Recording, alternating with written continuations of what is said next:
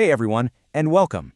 Today we're diving into a short but seriously powerful chapter from the Quran, Surah Al-Humazah. It packs this timeless message about the power of our words and our whole relationship with wealth. So it really makes you wonder, right? What can a warning from over 1,400 years ago teach us about how we deal with people and money in our lives today? Well, as we're about to see, the answer is surprisingly relevant. Alright, so where does this ancient text even begin? It kicks things off by tackling a problem that's, let's be honest, as old as humanity itself: the damage we can do with our words. It's a direct shot, a warning against a very specific kind of verbal poison. I mean, the name of the chapter itself, Al-Humazah, gets right to the point. It translates to something like the backbiter or the one who makes fun of others. This isn't about you accidentally saying the wrong thing. Oh no. This is a warning for people who intentionally use their words like weapons just to hurt people's feelings and tear down their reputations.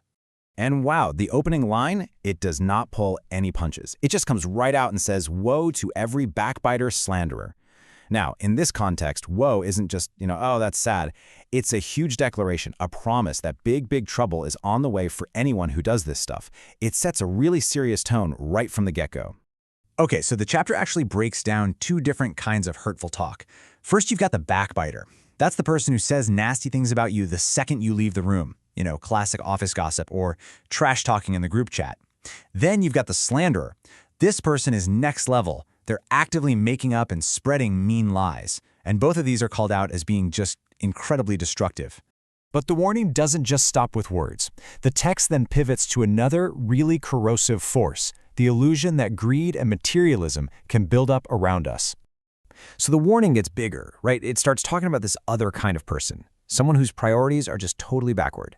This is the person who has started to love and value their stuff, their money, way more than they value other human beings. And we get this really powerful image of someone who not only gathers wealth, but is completely obsessed with it, counting it over and over and over. It paints this picture of a person who doesn't see money as just a tool, but is the entire point of their life. Their whole identity, their security, it's all tied up in a number. And this obsession leads to a huge delusion. They actually start to think that their wealth will make them immortal.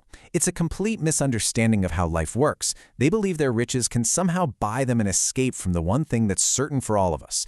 But yeah, that's just a fantasy. And this is where the tone shifts big time. After identifying these two major character flaws, malicious speech and obsessive greed, the text reveals the ultimate, totally unavoidable consequence. That whole flawed idea of living forever, it gets shattered by a blunt and terrifying not at all. Instead of eternal life, the destiny for this kind of behavior is to be tossed into the crusher. The language is meant to be jarring. It's meant to shock you. So the natural question is, what is the crusher? What are we talking about here? The text doesn't just name it. It really wants you to understand what it is. And then it doubles down on that intensity, asking a follow-up, and what will make you realize what it is? It's a rhetorical move that's basically saying you think you can imagine this, but you have no idea how serious this is. It really ramps up the sense of dread. And here's the answer we get. The crusher is described as Allah's kindled fire. But listen, this isn't just any fire. It's a fire so powerful, so penetrating, that it reaches right into the hearts, the very core of a person's intentions and emotions. And it's a place of absolute finality, where the guilty are sealed inside, completely trapped. Okay, so after a warning that intense, it's pretty easy to feel a little bit of dread. But here's the thing. The purpose of this text isn't just to scare people. It's to guide us toward a better way of living. So let's flip it around and explore the lessons for a kinder life. So you see, the key takeaway is that this isn't just a list of punishments. It's a roadmap. By showing us what leads to destruction, it's also shining a big, bright light on the path to a good, fulfilling, and compassionate life. And the message translates into this really simple guide for our everyday actions. On one side, what not to do. Don't call people names or laugh at their mistakes. Don't be greedy or think you're better than everyone. And on the other side, what to do instead. Compliment others. Help your friends when they're sad. Share what you have. Be polite. It's these simple, powerful choices we get to make every single day. Ultimately, this whole thing boils down to one profound truth. The real measure of a person's worth, well, it's not in their bank account or the stuff they own. It's found in the state of their heart.